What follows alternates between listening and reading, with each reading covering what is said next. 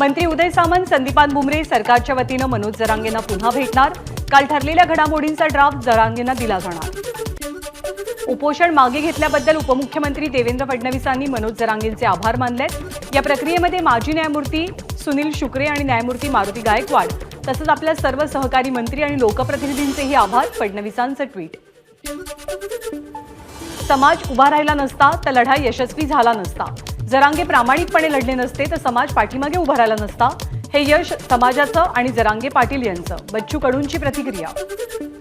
31 डिसेंबरपर्यंत सध्याचं सरकार टिकणार नसल्यामुळे जरांगेंनी 24 डिसेंबरची तारीख दिली। खासदार संजय राऊत यांचा मोठा दावा।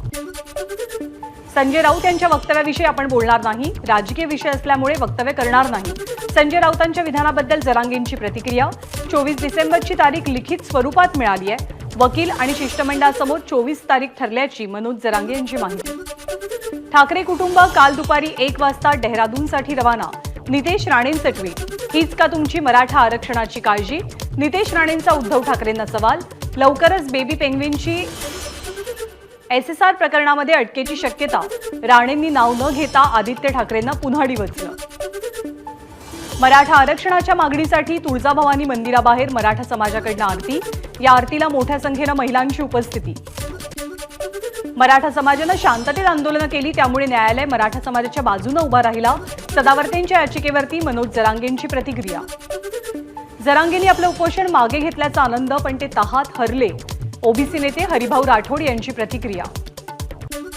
न्यायमूर्ती संदीप शिंदे समितीचं कार्यक्षेत्र संपूर्ण महाराष्ट्र करावं, या मनोज जरांगेंच्या मागणीचं स्वागत। राष्ट्रीय ओबीसी महासंघाचे अध्यक्ष बबनराव तायवाडेंची प्रतिक्रिया। संपूर्ण संभाजीनगर जिल्ह्यात इंटरनेट सेवा पूर्वपदावर।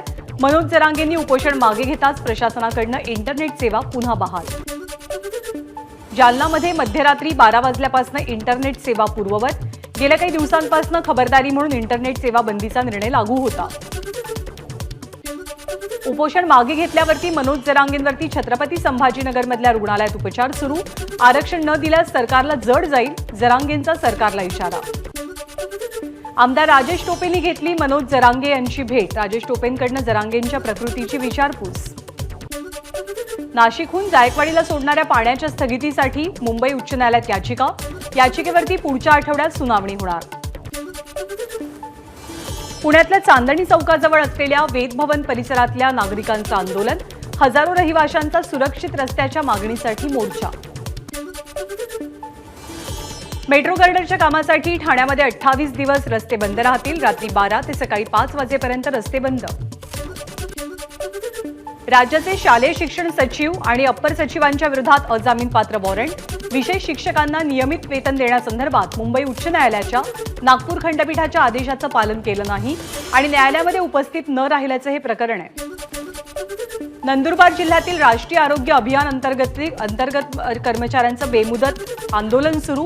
कंत्राटी अधिकारी आणि कर्मचाऱ्यांना सरकारनं कायम करावं, आंदोलनकर्त्यांची मागणी। मुंबई विद्यापीठाच्या बीकॉम 5व्या सत्राचा पेपर फुटल्याची शक्यता। परीक्षेच्या तासाभरापूर्वीच विद्यार्थ्याच्या मोबाईलमध्ये प्रश्नपत्रिका, तर पेपर फुटला नाही, विद्यापीठाकडून दावा। मुंबईतलं प्रदूषण वाढलं, मुंबईकरांच्या आरोग्यावर परिणाम। मरीन लाईन्स आणि नरिमन पॉइंट परिसरात सकाळपासून धुरकट वातावरण। राज्य सरकार आणि पालिकेकडून वायू प्रदूषण कमी करण्यासाठी मार्गदर्शक तत्व प्रसिद्ध। मुंबईमध्ये हिवाळ्यादरम्यान शेकोटी पेटवण्यावरती बंदी। प्रदूषण रोखण्यासाठी मुंबई महानगरपालिकेचा निर्णय। अवकाशातही रंगणार दीपोत्सव। नोव्हेंबर महिन्यात गुरु आणि पृथ्वी जवळ येणार, तर चंद्राची शुक्र, शनी आणि बुध या ग्रहांसोबत युती होणार।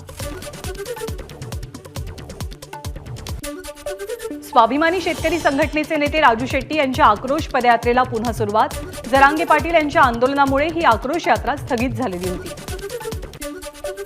वर्धा जिल्ह्यामध्ये कृषी व्यवसायी संघानं बंद पुकारल्यामुळे शेतकऱ्यांची अडचण, तर प्रस्तावित विधेयकातील 5 कायदे रद्द करावेत, कृषी व्यावसायिक संघाची मागणी। एसटीच्या सर्व आगारांमधनं वाहतूक पूर्ववत झाल्यामुळे प्रवाशांना दिलासा। 9 नोव्हेंबरपासून एसटीची दिवाळीसाठीची अतिरिक्त वाहतूकही सुरू होईल। दिवाळी सणानिमित्त अधिकचं भाडं आकारणी करणाऱ्या वाहतूकदारांच्या विरोधात तक्रार करावी, महाराष्ट्र राज्य परिवहन महामंडळाचं आवाहन। शालिमार एक्सप्रेसमध्ये पकडली गेली 50 किलो चांदी, गोंदिया रेल्वे पोलिसांची कारवाई. साधारण वंदे भारत ट्रेनची कसारा इगतपुरी घाटमार्गावरती यशस्वी चाचणी. साधारण वंदे भारत ट्रेन देशातल्या 5 मार्गांवरती धावणार. सिंधुदुर्ग जिल्ह्यातल्या चिपी विमानतळावरती विमानाला उतरण्यास सिग्नल न मिळाल्यामुळे हे विमान मुंबईला परत आलं. तर मुंबईला येण्यासाठी चिपी विमानतळावरती असलेल्या 40 प्रवाशांनाही मनस्ताप. गुरुवारची घटना. पुस्तकाचं गाव योजनेचा विस्तार. छत्रपती संभाजीनगरमधल्या वेरूळ, गोंदिया जिल्ह्यातील नवेगाव बांध, सिंधुदुर्गमधल्या पोंभुर्ले आणि सांगली जिल्ह्यातील अंकलखोप इथे पुस्तकांचं गाव योजनेचा विस्तार. मुंबईमध्ये आज भारतातील पहिल्या आंतरराष्ट्रीय जलपर्यटन जहाज कोस्टा सेरेना क्रूजच्या देशांतर्गत जलप्रवासाचा शुभारंभ होणार. केंद्रीय बंदरे आणि जलमार्ग मंत्री सर्बानंद सोनेवाल करणार उद्घाटन. ठाकरे गटाचे आमदार रवींद्र वायकर यांच्यासह 6 जणांच्या विरोधात ईडीकडनं गुन्हा. जोगेश्वरीमधील सुप्रीमो क्लब आणि हॉटेल बांधणी प्रकरणी ईडीचा तपास सुरू. कोकण किनारपट्टीवरती किलर व्हेलचं पहिल्यांदाच दर्शन. सिंधुदुर्ग जिल्ह्यातील वेंगुर्ल्याच्या निवतीसमोरच्या समुद्रात किलर व्हेल समूहानं फिरत असताना मच्छीमारांच्या कॅमेरामध्ये हे दृश्य टिपलं गेलं. पुण्यामध्ये एनआयएकडनं आणखी एका दहशतवाद्याला अटक. जुलै महिन्यात कोथरूडमधनं 2 दहशतवाद्यांना अटक झालेली होती. ड्रग माफिया ललित पाटीलकडनं आणखी 5 किलो सोनं जप्त. ड्रग्ज विक्रीतनं मिळालेल्या पैशातनं ललितनं हे सोनं खरेदी केल्याची माहिती.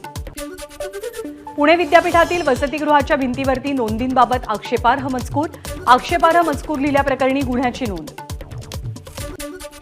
सावित्रीबाई फुले पुणे विद्यापीठात भाजपचं आंदोलन. विद्यापीठात पंतप्रधान नरेंद्र मोदी यांच्याविषयी भिंतीवरती आक्षेपार्ह मजकूर लिहिल्यामुळे भाजप आक्रमक. ठाण्यातल्या मुंब्रा परिसरात शिवसेना शाखेवरनं पुन्हा राडा. शिंदे आणि ठाकरे गट आमने सामने. मुंब्रा इथल्या शाखेवरती शिंदे गटानं वर्चस्व मिळवलंय. मराठा आरक्षणासाठी अकलूजमध्ये सुरू असलेलं आमरण उपोषण महिलांच्या उपस्थितीत मागे. लहान मुलांच्या हस्ते पाणी पिऊन उपोषण मागे घेतलं. रोहित शर्माच्या भारतीय संघानं श्रीलंकेचा 302 धावांनी धुव्वा उडवला. वर्ल्ड कपच्या साखळीमध्ये सलग 7वा विजय. उपांत्य फेरी गाठणारा भारत पहिला संघ. श्रीलंकेनं नाणेफेक जिंकून गोलंदाजी घेतली. प्रथम फलंदाजी करताना भारतानं 358 धावांचा डोंगर रचला. या लक्ष्याचा पाठलाग करताना श्रीलंकेची अवघ्या 55 धावांमध्ये दाणादाण. मोहम्मद शमी, मोहम्मद सिराजचं वानखेडेवरती तुफान. भारतीय गोलंदाजांनी श्रीलंकेचा डाव 20 षटकांच्या आतच गुंडाळा. मोहम्मद शमीनं 18 धावात श्रीलंकेचा निम्मा संघ बाद केला. तर मोहम्मद सिराजनं 16 धावात 3 आणि बुमरा, जाडेजा यांनी प्रत्येकी 1-1 विकेट घेतली.